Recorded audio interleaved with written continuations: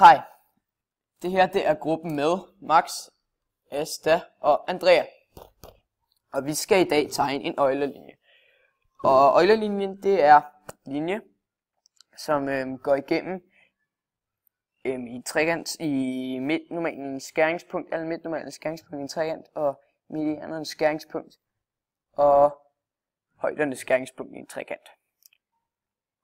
Ja. Så det skal vi i dag, og vi skal mod eller medbevise de her spørgsmål eller påstande. Euler-linjen kan kun tegnes i spidsvinklede trekanter. Det er den første. Og for at finde ud af det, skal vi ligesom ind og tegne Euler-linjen. Så vi åbner GeoGebra bare op her. Yep. Start med at tegne en tilfældig trekant. Sådan. Yep. Vi starter med at tegne en midtnormal. En midtnormal er den linje, der står vinkelret på et linjestykke i midtpunktet af linjestykket. Ja, så midtnormal. Klik på 2 punkter eller linjestykke. Linjestykke. Linjestykke. Linjestykke.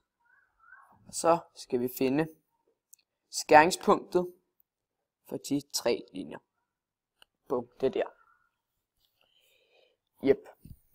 Det næste vi skal finde er en median. Definition for en median. Median i en trekant er den linje, der går fra en trekantspids, fra en af trekantspidserne til midtpunktet af modstående linjestykke. Yep. Så tager vi linjestykke. Nej, vi tager vi og finder midtpunkt af linjerne. Der, der og der. Der kommer nogle punkter op, tilfældigvis på de linjer, vi allerede havde tegnet. Og så tager vi linjestykke fra modstående vinkelspids hertil. Modstående vinkelspids til midtpunkt. Modstående vinkelspids og til punkt igen. Der kan man se, at skæringspunktet ligger der. Sætter vi ind der. Vi går forresten lige ind i egenskaber, det havde jeg lige glemt. Og trykker på, fordi man skal kunne kende forskel på dem. Så vi starter lige med at gå ind i egenskaber her. For medianerne. Yep. Farve, de får en rød farve og stil. Sådan. Det gør jeg med alle medianerne. Sådan. Det skal være samme farve. Det er vigtigt.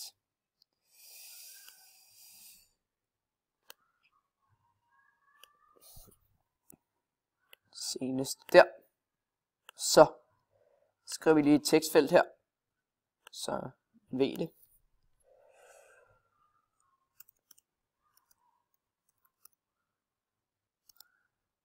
OK, og trykker der igen. Egenskaber. Og så laver den samme farve som linjerne. Og flytter den lige derover. Sådan. Så går vi ind i egenskaber her for midtnormalerne. Og de får en farve, der er grøn stil. Den skal også være stiblet. Yep. Hov.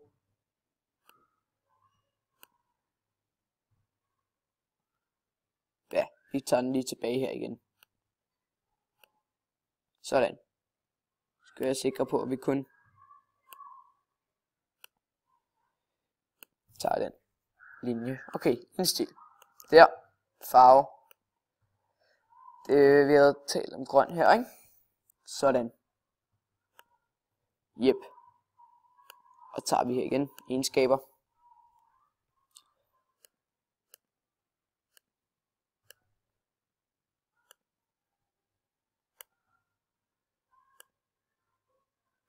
Sådan. Og sidste her, den skal være grøn og stel C-blad. Bum. Så er vi færdige med det. Nu skal vi bare lige have sat et tekstfelt op.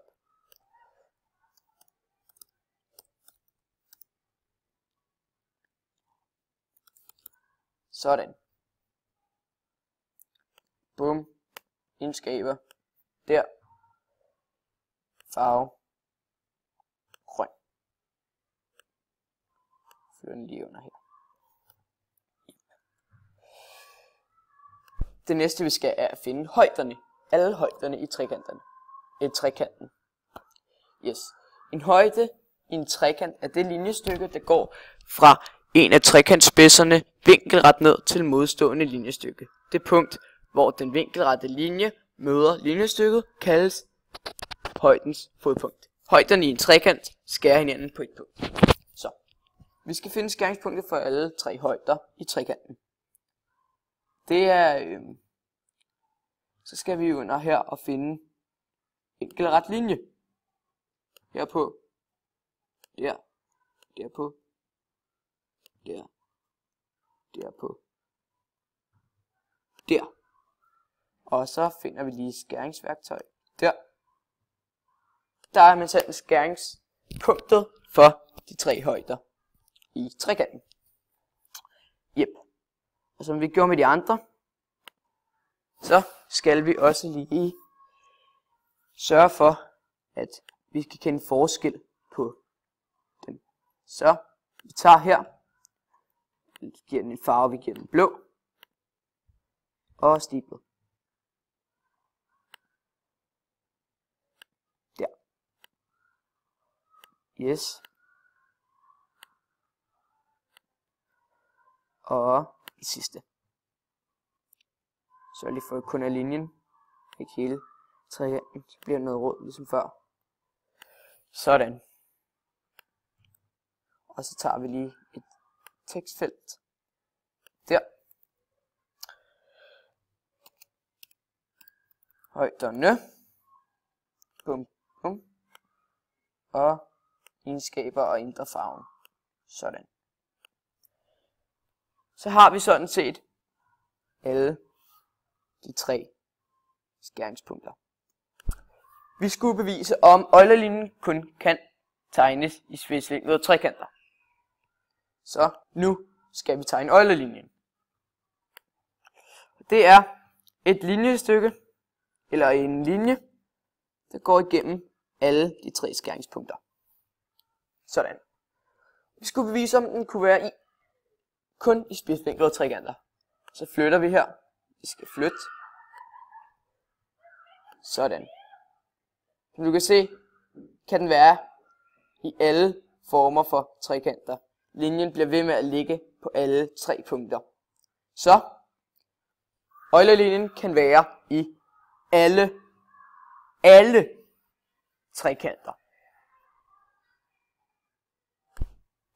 I særlige tilfælde er Euler-linjen blot et punkt. Det skal vi undersøge om er rigtigt. Yes. Og så skal vi lige prøve at flytte den, så den kun bliver et punkt her. Det nærmer sig.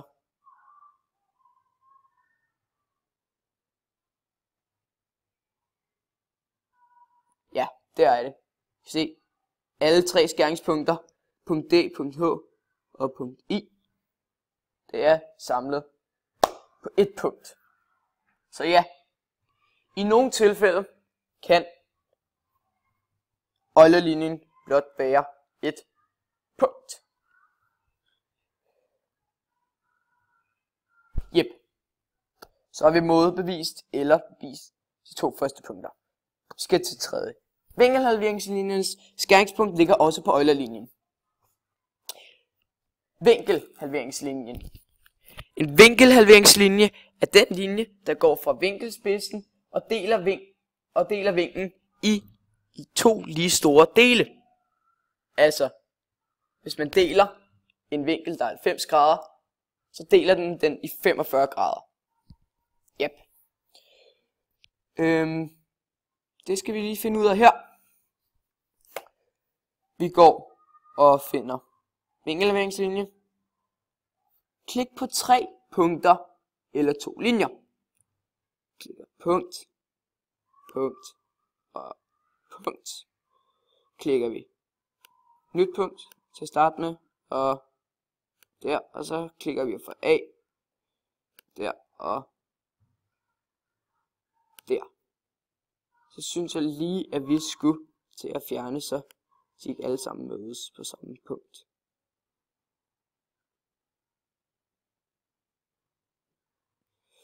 Og så finder vi skæringsværktøj her for alle 3 vinkelhalveringslinjer. Og flyt. Som I kan se, så vi gør lige først, at vi, så man kan kende, at det er vinkelhalveringslinjerne, så tager vi lige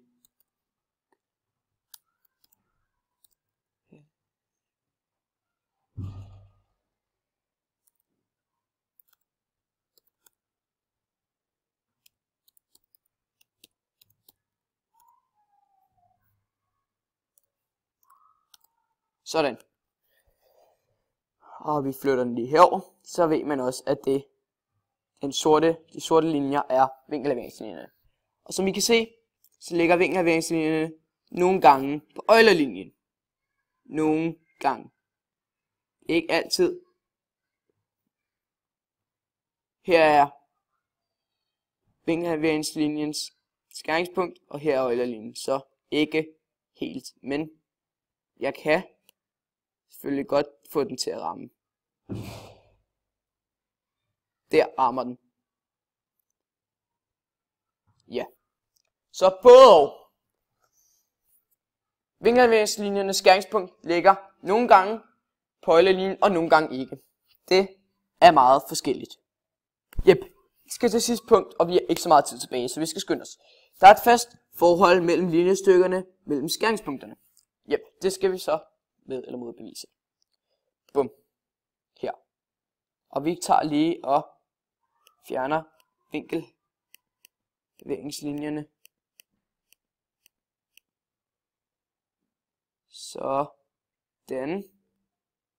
Sådan. Så er der ingen vinkelhalveringslinjer. Okay, er der et fast forhold mellem de her 3 punkter? Jep. Vi tager hurtigt et linjestykke. Bum. Bum. Og vi tager også lige her. Bum. Bum.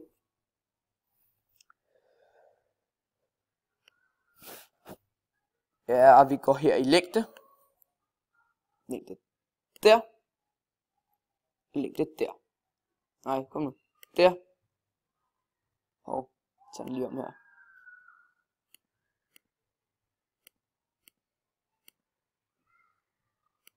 Sådan. Så tager vi den lige om her.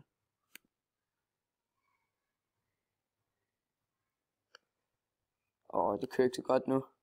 Det er herfra. Sådan. Jep, længde. Og der. Som I kan se, så er der mellem de her punkter dobbelt så langt fra, jeg flytter lige så I kan se, fra midtnormalerne til skæringspunkt til medianernes skæringspunkt til højdernes skæringspunkt. Så ja, der er et fast forhold, uanset hvordan man flytter den, kan I se. Så bliver den ved med at være det samme forhold. Nemlig, at der er dobbelt så langt fra medianerne til midtnormalerne. Nej, der er dobbelt så langt fra højderne til midtnormalerne, som der er fra medianerne til midtnormalerne. Jep, det var alt, hvad vi havde her fra i dag. Og så har vi også modbevist eller bevist alle de 4 punkter her. Vi ses.